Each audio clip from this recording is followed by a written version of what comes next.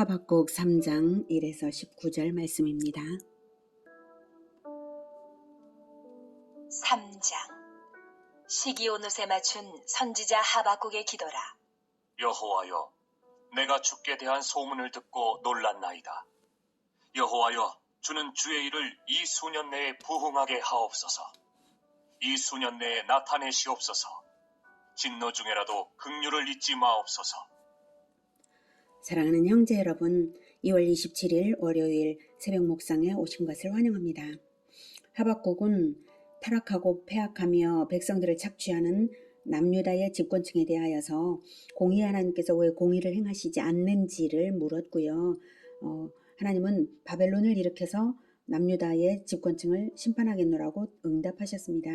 그래서 하박국은 다시 묻기를 왜 악한 자가 자기보다 의로운 자를 치게 하시냐 물었고요. 예루살렘의 파수꾼처럼 응답을 기다렸습니다. 이에 하나님께서는 정한 때가 있어서 믿음으로 언약을 지키는 사람들은 그 때를 기다리며 구원을 받겠지만 정한 때가 있어도 믿지 않고 교만하고 부정직한 자는 살지 못할 것임을 알리셨습니다. 정한 때가 있다. 그러므로 하나님이 정한 때에 심판하시겠다는 계시를 판에 새겨서 달려가는 자가 읽게 하라고 하셨습니다. 이 계시를 믿는 자는 달려가서 전파할 것이고 믿지 않는 자는 심판을 당하게 될 것입니다.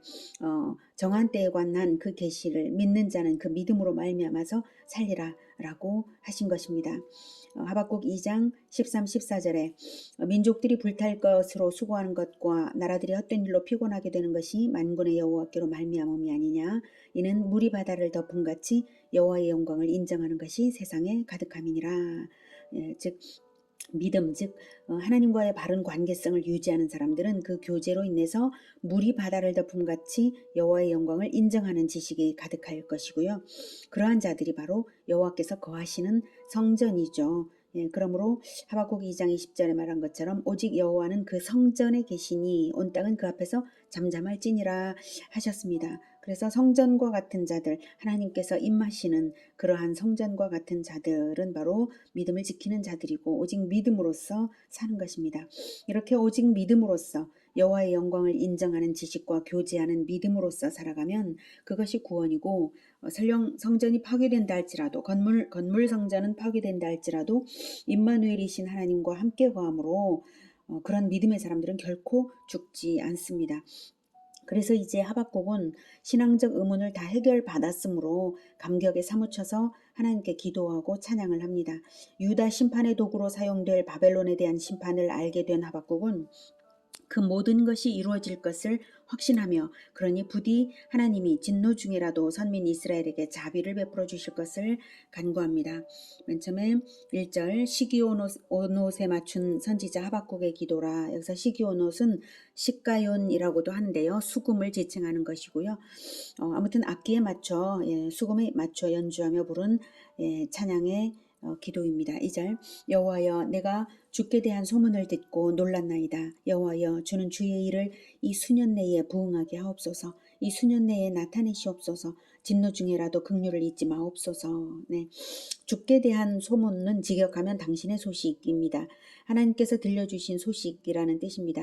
2장까지 하나님께서 응답하신 그 모든 소식, 심판과 구원에 관한 하나님의 계획, 그 소식을 듣고 당황하고 경외하였다라는 말입니다. 그러므로 그 일을 이왕 행하실 것이면 오랜 기간 동안 진행하시기보다는 속전속결로 진행하셔서 마침내 이루시고자 하는 이스라엘의 회복이 빨리 성취되는 것이 소망스러운 것이죠. 그리고 그것을 끝까지 기다려야 하죠. 그래서 주의 일을 이 수년 내에 부응하게 하옵소서. 이 수년 내에 나타내시옵소서라고 수년 내라고 간절한 마음으로 요청하고 있는 것입니다. 그러면서 진노 중에라도 긍휼을 잊지 마옵소서 하는 것입니다. 바벨론을 심판하심으로써 유다를 속히 회복시켜 달라는 기도인데요. 그러니 유다에 내리는 바벨론을 사용한 심판, 유다에 관한 심판을 마땅히 수용하고 난 다음에 이루어질 회복을 위해 기도한 것이죠. 그러니 두렵고도 감격스러운 기대가 있는 기도입니다. 심판을 거치고 난 후 이루어져 완성될 구원이니까 그때까지 반드시 인내로서 승리하리라는 결단과 간절함이 있는 그런 기도입니다. 그러니 하나님의 공의로운 심판과 의인은 믿음으로 말미암아 살리라는 진리대로 믿음에 굳건하게 끝까지 서겠다는 그 결단이고요. 그 결단을 전제로 해서 하나님의 계획이 속히 성취되는 중에 긍휼하심으로 말미암아 그 진노로 인한 멸절이 되지 말고 긍휼하심으로 말미암아 구원받도록 해달라는 그런 간구입니다. 3절. 하나님이 대만에서부터 오시며 거룩한 자가 바란 산에서부터 오시는도다. 셀라. 그의 영광이 하늘을 덮었고 그의 찬송이 세계에 가득하도다. 그의 광명이 햇빛 같고 광선이 그의 손에서 나오니 그의 권능이 그 속에 감추어졌도다. 역병이 그 앞에서 행하며 불덩이가 그의 발밑에서 나오는도다. 네, 마치 현 시점에서 벌어지고 있는 일처럼 감격적인 어조로 찬양을 하고 있는데요. 이런 것을 사실적 현재 용법이라고 하는 것이에요. 미래에 일어날 일이 반드시 성취될 것을 선지자는 환상으로 보는 그것을 실감나게 묘사한 것이죠. 그러므로 지명도 사실적 지역을 말한다기보다는 상징적 의미, 그런 의미로 생각하면 될 것입니다. 대만은 에돔 지방이고요. 바란산은 그 시내산과 가데스 바네아의 중간지대 바란 광야에 있는 산입니다. 거룩하신 하나님이 왜 거기서 나오시는가 하겠지만 이 부분은 모세의 찬양시에서 따온 부분입니다. 신명기 33장 2, 3절인데요. 제가 읽겠습니다. 그가 일렀으되 여호와께서 시내산에서 오시고 세일산에서 일어나시고 바란산에서 비추시고 1만 성도 가운데서 강림하셨고 그의 오른손에는 그들을 위해 번쩍이는 불이 있도다. 이 부분입니다. 이어서 3절이 또 의미 있네요. 여호와께서 백성을 사랑하시나니 그의 모든 성도가 그의 수중에 있으며 주의 발 아래 앉아서 주의 말씀을 받는도다. 네, 이렇게 아주 영광스럽고 권능 있으신 그러한 하나님이신데 그가 또 따뜻하게 발치에 앉은 백성들에게 하나님의 말씀을 베풀어 주시는 그러한 우리 주 예수님의 모습을 또한 이제 겹쳐지면서 그러한 예언을 신명기에서 모세가 했습니다. 그것을 다시 하박국이 지금 그걸 떠올리면서 말을 하고 있는 거고요. 광야에서 백성들 앞에서 영광의 하나님을 찬송했던 그 장면처럼 즉 출애굽 시대에 영광을 보여주셨잖아요. 그것처럼 다시 위엄스럽게 임하셔서 원수들을 멸하시고 백성들을 구원하실 것이라는 의미로 묘사를 하는 것입니다. 더 나아가서 우리 주 예수 그리스도의 재림의 장면을 이미지로 본 하박국이 그렇게 묘사한 것으로도 볼 수 있겠습니다. 이어지는 내용이 더욱 그것을 확신하게 하죠. 4절에 그의 광명이 햇빛 같고 광선이 그의 손에서 나오니 그의 권능이 그 속에 감추어졌도다. 빛으로 옷을 입으신 것 같이 광채가 나심으로 그의 손의 권능이 오히려 감추어질 정도라는 말입니다. 5절 역병이 그 앞에서 행하며 불덩이가 그의 발밑에서 나오는도다. 네. 하나님의 현년의 목적은 심판이므로 역병 즉 전염병을 사용하셔서 출애굽 때에 애굽의 역병의 재앙이 임하게 하셨던 것처럼 대적에게 행하실 것을 말한 것이고요. 불덩이가 나온다는 것도 애굽에 내린 우박 재앙이 불덩이와 함께 내려졌던 것을 떠올리고요. 불덩이로 인한 재앙도 있을 것을 짐작하게 합니다. 6절 그가 서신즉 땅이 진동하며 그가 보신즉 여러 나라가 전율하며 영원한 산이 무너지며 무궁한 작은 산이 엎드러지나니 그의 행하심이 예로부터 그러하시도다. 네, 주님이 서시기만 하여도 땅이 진동하고요. 주님이 보시기만 하여도 여러 나라가 전율납니다. 아무리 안정감 있는 영구적인 산이라 할지라도 무너지고요. 작은 산들은 말할 것도 없습니다. 우리 주님의 능력의 행하심은 과거 출애굽 때에도 이미 나타난 바 변함없는 능력으로 행하실 것이라는 말입니다. 계속해서 사실적 현재용법으로 묘사를 하는 내용이 계속 이어질 건데요. 심판을 행하시는 주님을 용맹스러운 장수로 표현하며 실감나는 응징의 장면을 떠올려주는 표현들이 이어집니다. 7절 내가 본즉 구산의 장막이 환란을 당하고 미디안 땅의 휘장이 흔들리는도다. 여호와여 주께서 말을 타시며 구원의 병거를 모시오니 강들을 본이 여기심이니이까 강들을 노여하심이니이까 바다를 향하여 성내심이니이까 주께서 활을 꺼내시고 화살을 바로 쏘셨나이다. 셀라. 주께서 강들로 땅을 쪼개셨나이다. 산들이 주를 보고 흔들리며 창수가 넘치고 바다가 소리를 지르며 손을 높이 들었나이다. 날아가는 주의 화살의 빛과 번쩍이는 주의 창의 광채로 말미암아 해와 달이 그 처소에 멈추었나이다. 주께서 노를 바라사 땅을 두르셨으며 분을 내사 여러 나라를 밟으셨나이다. 네, 내가 본즉이라고 하죠. 7절, 내가 본즉, 즉 하박국이 본 환상을 말하고 있는 것이고요. 예, 구산의 장막이 환란을 당하고, 구산은 성경의 다른 곳에서는 언급되지 않는 지명이어서 정확히는 알 수 없지만 일반적으로 구스, 즉 에디오피아로 여겨집니다. 즉 에디오피가 환란을 당하는 것, 미디안의 땅, 즉 홍해 동쪽에서 아카바만까지의 땅이죠. 미디안의 땅의 휘장이 흔들린다는 것, 즉 인간들의 삶이 흔들린다는 것입니다. 삶이 아주 송두리째 휘둘리는 그런 것인데, 즉 열방이 환란을 당하여서 인생들이 흔들린다는 말입니다. 그렇게 된 것은 말과 병거를 타시고 응징하는 장수처럼 행하심이 강들과 바다를 치셔서 산들을 흔들리게 하고 땅들을 쪼개시는 것이라는 말입니다. 자연을 움직여서 자연재해로서 심판의 도구로 사용하시는 그런 주님의 모습입니다. 이미 출애굽 때에 애굽에 내리신 자연재해들로서 나타내신 바가 있으시고요. 예수님의 재림 때에도 천재지변이 있을 것임을 복음서와 데살로니가전서와 요한계시록 등에서 알려주고 있으므로 하박국이 본 환상이 과장이라고만 말할 수는 없습니다. 이러한 심판이 두려운 것이지만 그러나 이러한 심판의 목적은 구원의 완성을 그 목적으로 합니다. 13절. 주께서 주의 백성을 구원하시려고 기름 부음 받은 자를 구원하시려고 나오사 악인의 집에 머리를 치시며 그 기초를 바닥까지 드러내셨나이다. 셀라. 그들이 회오리 바람처럼 이르러 나를 흩으려 하며 가만히 가난한 자 삼키기를 즐거워하나 오직 주께서 그들의 전사의 머리를 그들의 창으로 찌르셨나이다. 주께서 말을 타시고 바다 곧 큰 물의 파도를 밟으셨나이다.